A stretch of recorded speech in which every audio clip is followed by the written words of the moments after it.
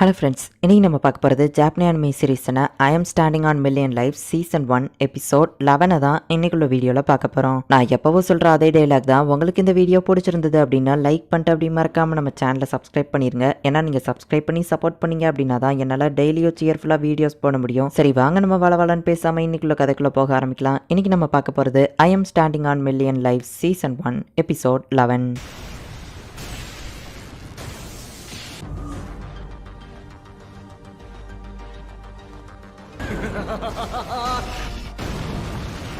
இந்த உலகத்தை நான் அழிக்காம விட மாட்டேன், உங்களோட கதை முடிஞ்சுது அப்படின்னு சொல்லி டேமன் கிங் வந்துட்டு மாஜிகா பர்பிள புடிச்சு வச்சிருந்தான். கூடவே அவளுக்கு ஹெல்ப் பண்ற அந்த அனிமல்ஸையும் புடிச்சு வச்சிருந்தான். மாஜிகா பிங்க் இப்போ உன்னால என்ன பண்ண முடியும்? இந்த லோ கிஃபல் கிட்ட மோதி யாரும் ஜெயிச்சதா சரித்திரமே இல்ல, தேவையில்லாம என்ன எதிர்க்க ட்ரை பண்ணாத, விட்டு கொடுத்துரு அப்படின்னு அந்த டேமன் கிங் சிரிக்கவும், இல்ல இந்த உலகத்துல எவ்வளவுதான் போராட்டங்கள் வந்தாலும் நான் எப்பவும் விட்டு கொடுக்க மாட்டேன். மாஜிகா சிஸ்டர்ஸ் இங்க இருக்கிற குழந்தைங்களுக்காக கடைசி வரைக்கும் நம்பிக்கையோட போராடுவோம் அப்படின்னு சொல்லி இப்ப அவளோட பவர் இன்க்ரீஸ் ஆகுது. மாஜிகா பர்பிள் அவளோட பவரையும் சேர்த்து கொடுக்கவும் இப்ப கம்பைன் ஆகி இப்ப இவ ரொம்பவுமே பவர்ஃபுல்லா மாறுதா. எங்களோட நம்பிக்கையை உன்னால அழிக்க முடியாது, கடைசி மூச்சு இருக்கிற வரைக்கும் போராடுவோம், ஏன்னா நாங்க தான் மாஜிகா சிஸ்டர்ஸ் அப்படின்னு அந்த டீமன் கிங்கை இப்ப அழிக்கிறாங்க. சின்ன வயசுல இது எல்லாத்தையுமே ஃபோக்கா டிவில உட்காந்து பாத்துருப்பா. இவளுக்கும் மாஜிகா பிங்க் மாதிரி ஒரு நாள் ஆகணும்னு ஆசை. மாஜிகா பிங்க் ஃபயர், ஓ ஆமாம் வராதில்ல. நான் ஒன்றும் மாஜிகா சிஸ்டர்ஸ் மாதிரி கிடையாது. என்னோட லைஃப் எப்படிங்கிறது எனக்கே நல்லா தெரியும். கிளாஸில் அந்த பொண்ணுங்க பிரச்சனை என்கிட்ட பண்ணக்கூடாதுன்னு தான் அவங்க கிட்ட ஃப்ரெண்டாக இருக்கிற மாதிரி நடித்தேன். ஆனால் அவங்க முதுகுக்கு பின்னாடி நானே அவங்கள தப்பாக தான் பேசினேன். எங்களுக்குன்னு ஒரு காமன் எதிரி வந்ததை வச்சு திரும்பவும் அவங்க கூட ஒன்று சேர்ந்துட்டேன். எனக்கு பிரச்சனை வரக்கூடாதுங்கிறதுக்காக நானும் அவங்க கூட இருக்கிற மாதிரி நடிச்சுக்கிட்டேன், அவ்வளோதான் அப்படின்னு யோகா யோசிக்கிறா. அவளோட வெப்பன் கிளிச் ஆகுது. நம்ம ஹீரோ இப்போ மேலே இருந்து கீழே விழுந்து திரும்பவும் ரிவைவ் ஆயிட்டான். நான் ரிவைவ் ஆயிட்டேனா அப்படின்னா யாரோ ஒருத்தவங்க உயிரோட தான் இருக்காங்களா அப்படின்னு சொல்லி நம்ம ஹீரோ யோசிக்கிறான். மேலே இருந்து கீழே விழுந்து இந்த இடத்துக்கு வருவேன் நான் எதிர்பார்க்கவே இல்லை.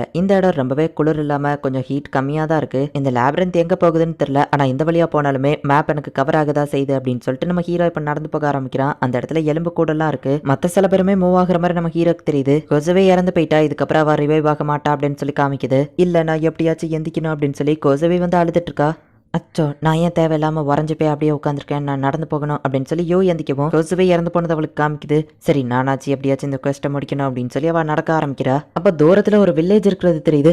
அப்பாடா ஒரு வில்லேஜ் இருக்குது, அங்கே ஒரு குதிரை வண்டியை வாங்கிட்டு போனால் நான் நடக்கிறத விட ஃபாஸ்ட்டாக ஏரியாவை கவர் பண்ண முடியும் அப்படின்னு சொல்லிட்டு இப்போ லோ வந்து ஃபாஸ்ட்டாக போய்கிட்டு இருக்கா. ஆனால் அவள் இப்போ ஒரு லேக் மேலே நடந்து போய்கிட்டு இருக்கா. இப்போ ஐஸ் உடைய ஆரம்பிக்குது. அந்த கிராக் சவுண்ட் அவளுக்கோ கேட்குது. அப்படியே நிற்கிறா. அவள் காலுக்கு அடியில் வரைக்கும் அந்த கிராக் வந்து இப்போ அப்படியே அவள் அந்த தண்ணிக்குள்ளே விழுந்துருதா. அவ்வளோதான், லோபோ இப்போ இறந்து போயிட்டா. இதுக்கப்புறம் அவ்வளோ ரிவைவ் ஆக மாட்டான்னு காமிக்குது. நம்ம ஹீரோ போற வழி ஒரு கட்டத்துக்கு மேல முடிஞ்சிருது. சரி வேற வழியா போலான்னு பார்த்தா எல்லா வழியுமே நம்ம ஹீரோ போற வழி எல்லாம் மூடி தான் இருக்குது. அங்க சுத்தி இங்க சுத்தி கடைசியில நம்ம ஹீரோ ஒரு இடத்துக்கு வந்து நிக்கிறான். அந்த இடத்துலயுமே வழி இருக்கிற மாதிரி தெரியல. அப்ப திடீர்னு பார்த்தா அந்த இடம் அதிர ஆரம்பிக்குது. என்னாச்சு நிலநடுக்கம் வந்துருச்சா அப்படின்னு நம்ம ஹீரோ பார்த்தா ஒரு பெரிய மான்ஸ்டர் வருது.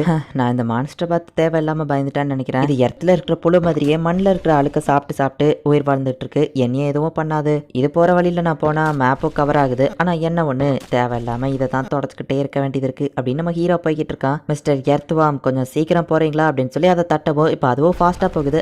ஃபாஸ்டா போகுது அப்படின்னு நம்ம ஹீரோ போகும்போது பார்த்தா இன்னொரு மான்ஸ்டர் வருது. மிஸ்டர் எர்த்வாம் தோண்டின டனல்ல நீ வராத, உனக்கு வேற டனல் தோண்டிக்கோ அப்படின்னு சொல்லி நம்ம ஹீரோ சொல்றான். ஆனா இது ஒன்றும் எர்த்வாம் கிடையாது. அப்படியே நம்ம ஹீரோவை முழுங்கிருது. அவ்வளவுதான், இப்போ நம்ம ஹீரோவை இறந்து போயிட்டான். யோகா ஒருத்தி மட்டும் தான் இப்போ உயிரோட இருக்கிறா. அவளும் இப்போ நடந்து போய்கிட்டு இருக்கா. அடைச்ச ஹியோஸ்கேவோ நானும் மட்டும்தான் இப்போ இருக்காமா அப்படின்னு சொல்லி அவ பார்த்துட்டு இருந்தா. இப்போ நம்ம ஹீரோவை இறந்து போயிட்டான். மான்ஸ்டர் வயிற்றுக்குள்ள போனதுனால நம்ம ஹீரோவோ ரிவைவ் ஆக மாட்டான் அப்படின்னு காமிக்குது. அப்படின்னா இப்போ நான் ஒருத்தி மட்டும்தான் இருக்கேனா? எல்லாருமே என்ன மட்டும்தான் நம்பி இருக்காங்களா? என்னால் இதை பண்ண முடியுமா? அவ்வளோதான், எல்லாரோட கதையும் முடிஞ்சுது அப்படின்னு சொல்லி யோகா ஒரு மாதிரி பயப்பட ஆரம்பிக்கிறா. மாஜிகா பிங்க் சும்மா உட்காந்து என்ன பண்ணிட்டு இருக்க அப்படின்னு மாஜிகா பர்பிள் கேட்கவும், மாஜிகா பர்பிள் இது உண்மையிலேயே நீதானா? சாகிறதுக்கு முன்னாடி உன்னை நான் பார்க்கணும்னு ஆசைப்பட்டேன், அந்த கனவு தான் நிறைவேறுது போல அப்படின்னு யோகா நினைக்கிறா. மாஜிகா பிங்க் இப்படி நம்பிக்கையை விட்டு கொடுத்துட்டு உட்காந்து என்ன பண்ணிட்டு இருக்கா? எல்லாரும் ஒன்னதான் நம்பி இருக்காங்க. சீசன் 1 கிளைமேக்ஸ்ல மாஜிகா ரெட் என்ன பண்ணா அப்படின்னு சொல்லி கேட்கவும், நான் விட்டு கொடுக்க மாட்டேன், நம்பிக்கையோட போராடுவேன் சொன்னா அப்படின்னு அவ யோசிக்கிறா. சீசன் 3ல மாஜிகா பிங்க் என்ன சொன்னான்னு கேட்கவும், அவ்வளோ நம்பிக்கையோட விட்டு கொடுக்காம போராடுவேன்னு சொன்னா. மாஜிகா சிஸ்டர்ஸ் எப்பவுமே விட்டு கொடுக்க மாட்டாங்க, கடைசி வர நம்பிக்கையோட போராடுவாங்க, ஒன்னாலையும் முடியும் அப்படின்னு சொல்லி அவங்க சொல்ற மாதிரி அவளுக்கு தெரியுது. சின்ன வயசுல நான் பார்த்த எல்லா விஷயங்களையும் மறந்து போயிட்டேன், இப்பதான் எனக்கு ஞாபகம் வருது அப்படின்னு சொல்லி இப்போ அவளோட மேஜிக் அவ ஆக்டிவேட் பண்ணவோ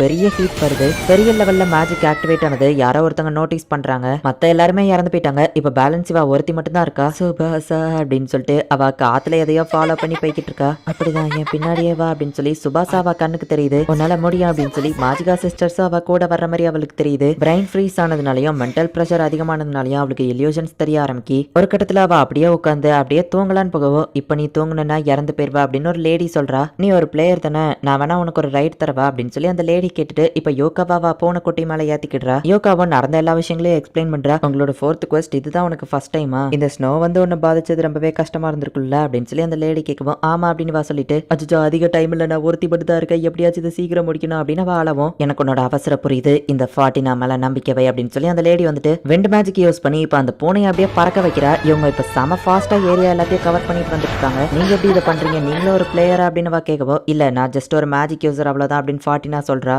இவங்களோட டைம் முடியறதுக்கு இன்னும் 28 செகண்ட் தான் இருக்கு. யோகா பயப்படுறத பார்த்தே ஃபார்ட்டினா புரிஞ்சுக்கிட்டு இன்னும் வேகத்தை அதிகப்படுத்துறா. கரெக்டா ஒரு செகண்ட் ஆகுறதுக்கு முன்னாடி இவங்க குவெஸ்ட்டை கம்ப்ளீட் பண்ணிருந்தாங்க. இப்ப எல்லாருமே அந்த கேம் மாஸ்டர் முன்னாடி போய் நிக்கிறாங்க. யோகா நீ தான் இதை முடிச்சியா அப்படின்னு சொல்லி எல்லாரும் ஷாக் ஆகுறாங்க. ஐ என்னாலதான் இப்ப இவங்க எல்லாரும் உயிரோட இருக்காங்க, நான் இப்ப சீன் போட வேண்டிய நேரம் அப்படின்னு சொல்லி அவன் மனசுக்குள்ள நினைச்சிட்டு இருக்கும்போது கேம் மாஸ்டர் பின்னாடி வந்து தொடவும் பயந்துருதா. குவெஸ்ட்டை கம்ப்ளீட் பண்ணிட்டீங்க, உன்னோட ஒரு கேள்வி என்னதுன்னு கேட்கவும், எப்போ என் பின்னாடியே வந்து தொட்டு பயம் கொடுத்துறீங்க அப்படின்னு அவ கேட்கவோ, இதுதான் உன்னோட கேள்வின்னு எடுத்துக்கிடலாமா அப்படின்னு கேம் மாஸ்டர் கேட்கவோ, இல்ல நான் யோசிக்கிறேன், அந்த ஃபட்டினா எப்படி திடீர்னு எங்களை வந்து காப்பாத்தினா, ஆனா அதை விட இன்னொரு முக்கியமான கேள்வி கேட்க வேண்டியது இருக்கு, இதுதான் என்னோட கேள்வி, நாங்க விளையாடுறது ஒரு விர்ச்சுவல் ரியாலிட்டி வேர்ல்டா அப்படின்னு அவ கேட்கவும், இல்ல அது ஒரு parallel வேர்ல்டு, நீங்க இப்ப ரைட் சைட் போறீங்கன்னு வச்சுக்கிடுவோம், உங்களே மாதிரியே இருக்கிற வேற ஒரு உலகத்துல இருக்கிறவன் லெஃப்ட் சைட் போறான்னு வச்சுக்கிடுவோம், இப்படியே ஒவ்வொரு விஷயங்களும் மாற மாற நிறைய parallel யூனிவர்ஸ் கிரியேட் ஆகிக்கிட்டே போகும் அப்படின்னு கேம் மாஸ்டர் சொல்லுவோம். அப்படின்னா infinite number of parallel world இருக்கும்னு நினைக்கிறேன் நம்ம ஹீரோ யோசிக்கிறான். லெஃப்ட்ல போன ஒருத்தன் இறந்துட்டான்னு வச்சுக்கிடுவோம், 30 வருஷம் கழிச்சு நீங்க உயிரோட இருப்பீங்க, ஆனா இறந்து போனவனோட வேர்ல்ட அவன் இறந்து போய் தான் இருப்பான். நீங்க ரைட் சைட் போனதுனால உயிரோட இருந்து உங்களுக்கு குழந்தை குட்டின்னு கிரியேட் ஆகும், ஆனா parallel வேர்ல்ட்ல உங்களே மாதிரி இருந்தவன் இறந்து போன அவனுக்கு குழந்தை குட்டின்னு எதுவும் கிரியேட் ஆகாது.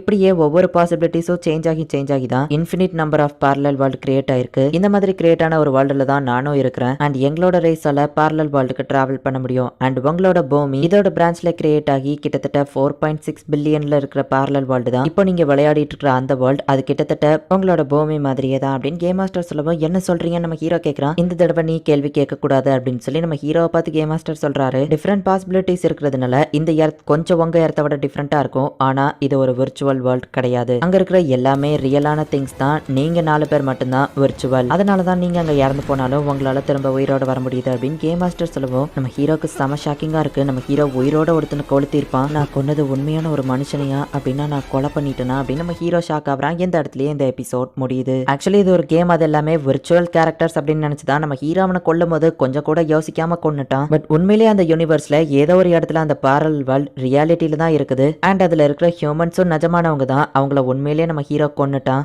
இதுக்கப்புறம் என்ன நடக்க போகுது அப்படிங்கறது நெக்ஸ்ட் எபிசோட் பார்த்து தெரிஞ்சுக்கோங்க. அண்ட் உங்களுக்கு இந்த வீடியோ பிடிச்சிருந்தது அப்படின்னா லைக் பண்ணிட்டு அப்படி மறக்காம நம்ம சேனலை சப்ஸ்கிரைப் பண்ணிருங்க. தேங்க்யூ ஃபார் வாட்சிங். பை கைஸ், நெக்ஸ்ட் எபிசோட்ல மீட் பண்ணலாம்.